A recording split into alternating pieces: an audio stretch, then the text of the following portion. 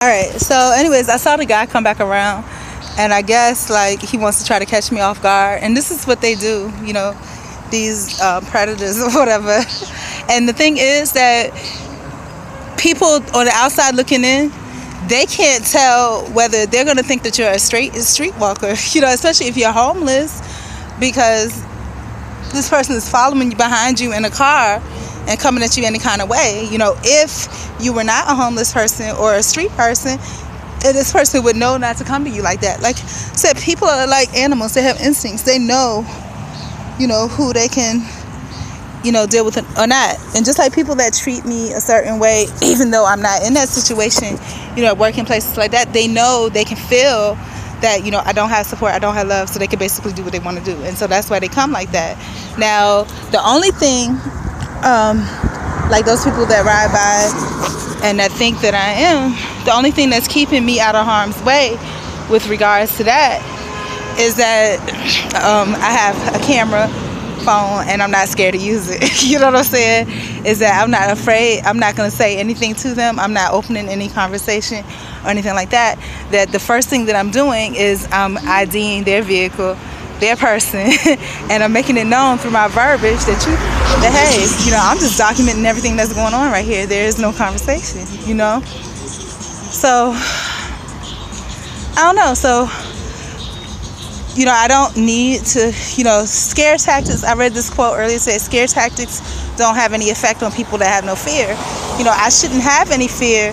The only thing that gives you fear is like your principalities that you put in your place. Like my principality is with that homeless thing that, that's, there are termites and shit flying everywhere. But, but with the homeless thing,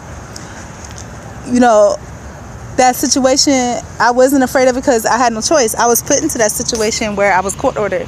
But now it's like it's a decision that I'm consciously making between the lesser of two evils. And so there's a little bit of fear in that because I'm like, oh my gosh, the bottom falling out. This is something that I'm choosing to do. So if I put myself in harm's way or something bad happens to me, I would feel so guilty, like I put myself in that situation, you see? So,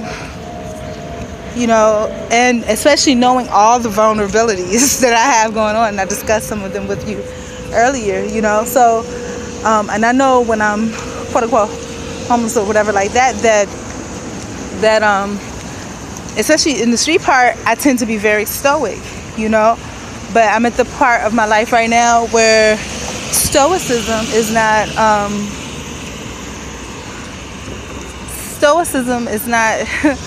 it's not something, my heart needs. I need people, you know what I mean? But I know the world has changed a lot, and maybe it hasn't changed, maybe it hasn't changed at all. Maybe just what's being shown to me because because I present myself as somebody that doesn't have it all, and that, my situations in society around me dictates that they don't have to hide their bad side from me, In a way, I prefer that because I like honesty. But in addition to that, the majority of people that don't never see the bad side let me tell you something. The place that I worked at, that again, I was quote unquote temporarily terminated from, there was a guy, basically they used me to come and do the dirty work. And I didn't realize it because I didn't know enough about it. They were evicting people just for whatever reason they want to evict people. And they was putting my name behind it, And then there was a guy that was out for like a couple weeks for beating the hell of crap out of his girlfriend or whatever. He was in jail and he came back, So, and then they let me go. They did like I guess the thing about, work duties. I had like 2 pages. I was working in like 3, 4, 5 different departments, where these other people, they just sat there, So it's just like, it's not about that. Sometimes, when people are doing dirt, they don't want the person that's aware of it around, or they want to put you kind of in a place where, you're seen as somebody that's discounted. So that's it's not about, the real world, the way the real world operates.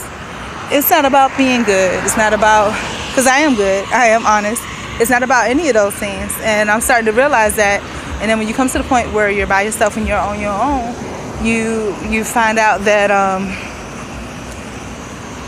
you have to survive, So, I'm at a turning point now. I'm tired of being walked on. Tired of being taken advantage of.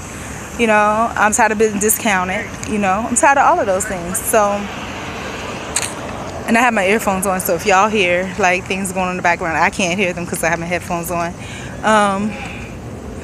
Just so you know, and it's for a good reason, because half the stuff when you walk down the street, and it's only like, it's not even 9 o'clock yet, but half the stuff when you walk down the street that people are yelling, you don't want to hear anyway, and I don't want to pay attention to that kind of crap. So yeah, so y'all got a little taste of what it's like, just and like I said, y'all didn't see, and I don't have bra. If I had a bra, it would probably be even different because everything would be pushed together, pushed up, but and I don't have one on because I couldn't find one, But it's not like, you can see anything. And the fabric's so thick, you can't see any niblets or anything like that. So, but you probably could tell from the natural side or whatever. But I don't know. I think being natural is like the most beautiful thing ever. So I try to keep to that as much as I can.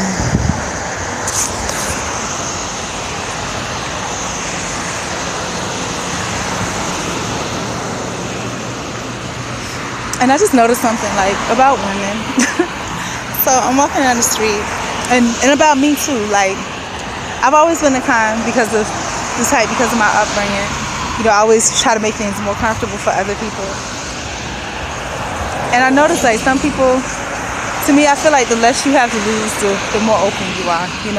And it's really true for me, because like I said, when I'm in the streets, I'm very closed because I can't afford to be open. Because then you're always available to people, and people have enough information on you that they feel that they, have enough information to be able to, stick a stick inside of a certain wound and dig it to make you respond so they can have your attention, So, but I don't know, I'm at this turning point, and I think that I'm doing the right thing, but I guess God or whatever, God is just trying to make sure that I'm brushed up on what it's like, being in the street, like I'm as shocked of looking at my legs. I'm like, oh my God, they're hairy, But if you're in the street, yeah, they're hairy. They're going to be hairy for a little bit. And, and your ability to shave is going to be very little, So, I mean, that's what it is, Like I said, I don't mind being homeless. I don't mind that at all, because, because all it is really, the thing that makes it hard is the ideology behind it. It's not so much the actual thing, because you can make do, you can be very practical about a lot of things. Yeah, so, my little piece of heaven, or my dream of having my little piece of heaven, I'm gonna have to put it on delay, and that scares me too. I'm glad I'm having this walk and talk, because I got to think about all this. I'm putting it on a delay, but I'm 38 years old. My life has been on a delay for the last 10, 20 years. But in order for me not to have it on delay anymore, it's like I have to do the carpe diem move, where I just kind of seize the moment immediately. And I don't know. I'm not that hard, I don't know if I can do that, but if I don't do it now, when am I going to do it? Am I always going to be pushing it back, and it's going to get to the point where I'm so old that even if I wanted to push back, I won't be able to. So, it's a hard decision that I'm making. And right now, honestly, I'm at a crossroads, because this decision that I make right now for my life, it could change the rest of my life forever. This is one of those butterfly effect decisions. Like, if I decide that I'm going to be homeless, and if that's the way that I've been living on and off for like the last 10 years, then, it might take me 10 more years to get out of it. And I might be exposed to even more stuff, that might be even more crippling. That might take me a longer time to get out of. So I guess unless I decide that I'm going to be homeless, like, for the rest of my life, because I'm 38, till I'm 48? Who wants to be living in a homeless shelter at 40 something years old, at 30 something years old, at 30, in your 30s, you want to be stable to where you're just enjoying life, you know. That's what your 30s should all be about. It's just enjoying your life, you know. 20s should be about learning and exploring, kind of getting your groundwork in, but the 30s should be about enjoying life. 40s should be kind of relaxing, you know, for relaxing with your loved ones, having enough knowledge to shut the fuck up. You know, 50s, you know, same thing, you just wind down more and more, you know. But if I'm doing like the homeless thing in my 40s, then oh my gosh, you know, when am I gonna have a chance to wind down? Because even if I'm winding down physically and mentally and, you know, all of that, the environment around me, I'm gonna have all kinds of crazy people that's just like winding up, you know. And because I'm wound down, they're gonna want me to wind up, you know. So I have all of that to take into consideration. This is a life-changing time for me. I'm gonna try it tomorrow, I think, but the other part of me is scared too. Even that little bit of exposure for a day to it, you know, that might just change me and break me, you know. And I really do not want to be broken at this point. So I really don't know how this is going to work out. You know, I haven't been, usually I go back and I watch the videos and upload them and change the titles. And I haven't been doing that for a long time. If you look at all the last months on the other channel, none of that stuff was titled. Some of that was just stuff I was trying to get off of my computer, just old stuff I was just uploading everything. Now, I went back and listened to some of mine from this month because I was trying to give titles to them, and some of them sounded really frantic. I must say, and I'm not used to hearing that in my voice. I'm used to hearing like dejectedness and just kind of just this calm, like, oh, it's what it is, kind of, you know, this stable moroseness, you know. But now it's just like crazy disappointed, you know. So, you know, so I'm gonna go back and listen to some of them just so I can hear, you know, what it sounds like. And I don't take anything down, I keep it up, you know.